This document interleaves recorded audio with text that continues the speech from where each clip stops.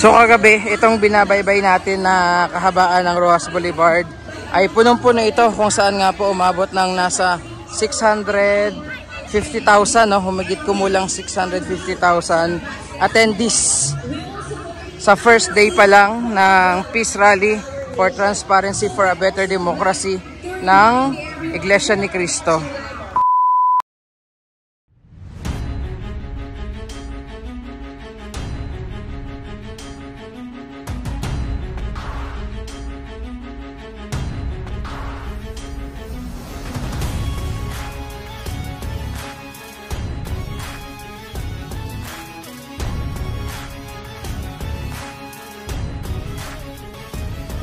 Ang bansa'y nahaharap sa malaking problema. Di lang sobrang kahirapan kundi yung sistema. Kanya-kanyang girian, kanya-kanyang sisihan, na ang pinakaugat ay ang katiwalian. Basta nyo ang kalagayan ng ating kababayan. Ang dami-daming hikaho sa buhay at kabuhayan. Ang daming kriminalidad, kawalang katarungan. Sa tuwing bubuhos ang ulan, baha agad sa...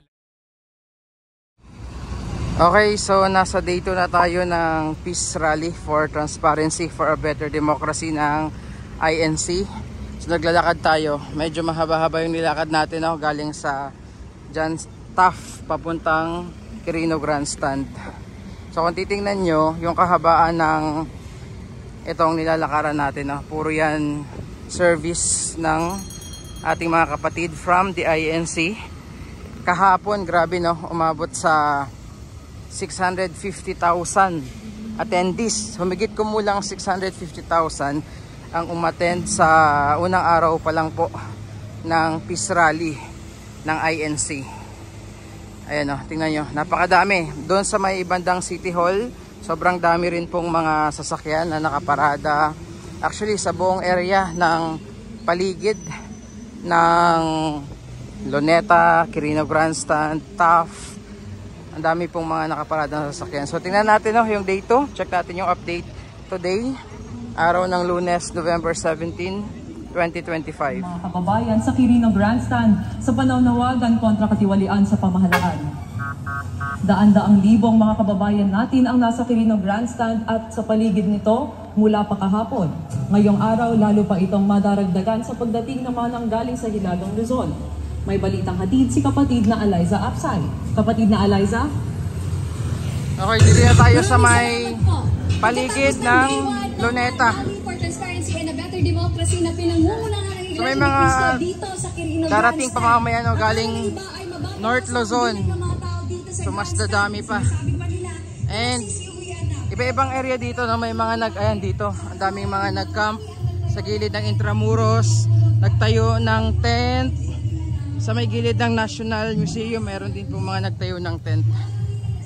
Ayan, talagang solid yung pagkakaisa ng mga kapatid natin from INC para dito sa panawagan po, no, for transparency and accountability. Ayan, so kung titingnan nyo, ang dami talaga, may mga baon silang tent. Nag-camp sila dito, no, sa iba't ibang area dito sa Maynila. And malapit na tayo dun sa Quirino Grandstand. Ito yung Luneta, no, sa may right side natin. Okay, so dito na tayo sa intersection ng Roxas Boulevard, malapit sa pinaka-entrance ng Quirino Grandstand. At ito na yung volume po nung tao. So again, this is day 2 ng Peace Rally para sa Transparency for a Better Democracy. Kumakain ako para sa aking pamilya. Ngunit may isang bagay na dapat maisip ng lahat. Bawat kababayang Pilipino.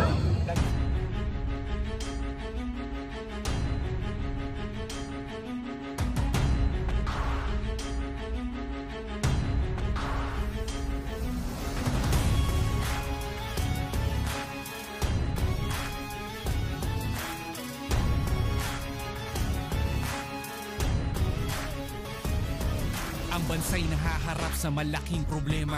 Di lang sobrang kahirapan kundi yung sistema.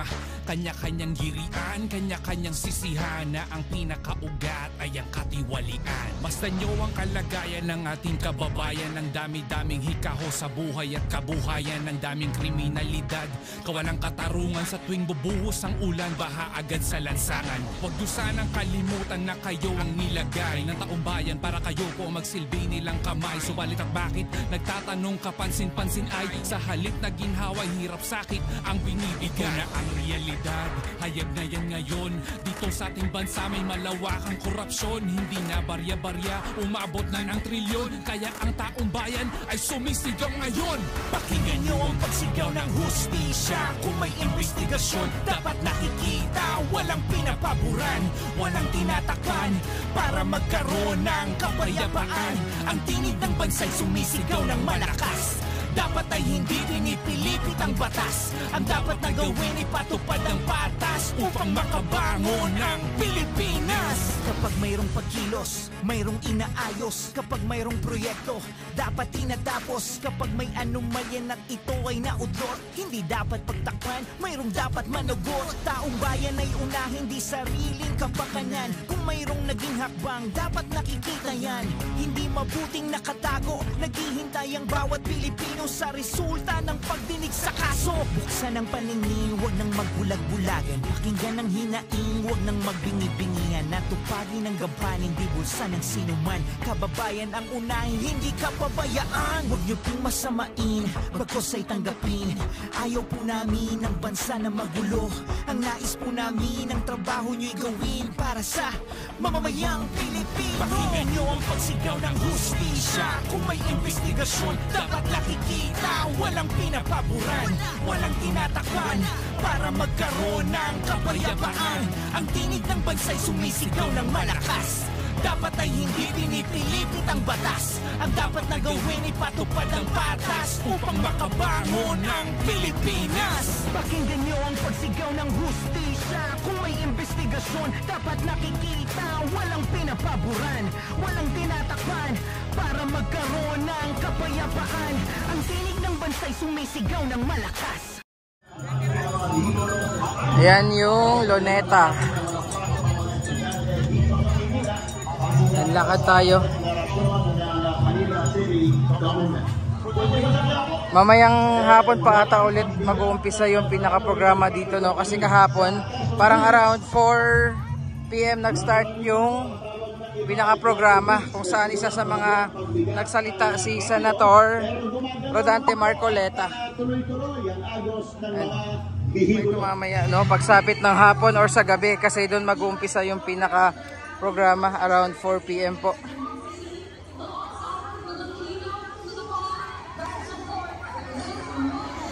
So kagabi, itong binabaybay natin na kahabaan ng Roxas Boulevard ay punong-puno ito, kung saan nga po umabot ng nasa 650,000, no? Humigit kumulang 650,000 attendees sa first day pa lang ng Peace Rally for Transparency for a Better Democracy ng Iglesia ni Cristo. Ayan, itong binabaybay natin, punong-puno, pati yung loob ng Quirino Grandstand, punong-puno, maging portion ng Luneta. Ayan na, ang dami rin pong tao. So sa ngayon, no, maaga pa kasi, at maayos pang nadadaanan itong Roxas Boulevard. Pero abangan nyo mamaya, no, pagsapit ng hapon, lalo sa gabi, dahil panigurado puno na naman ito on second day, dahil meron nga mga dadating pa from Northern Luzon. Solid, grabe, solid. Okay, so dito na tayo, kanto ng Calao and Roxas Boulevard.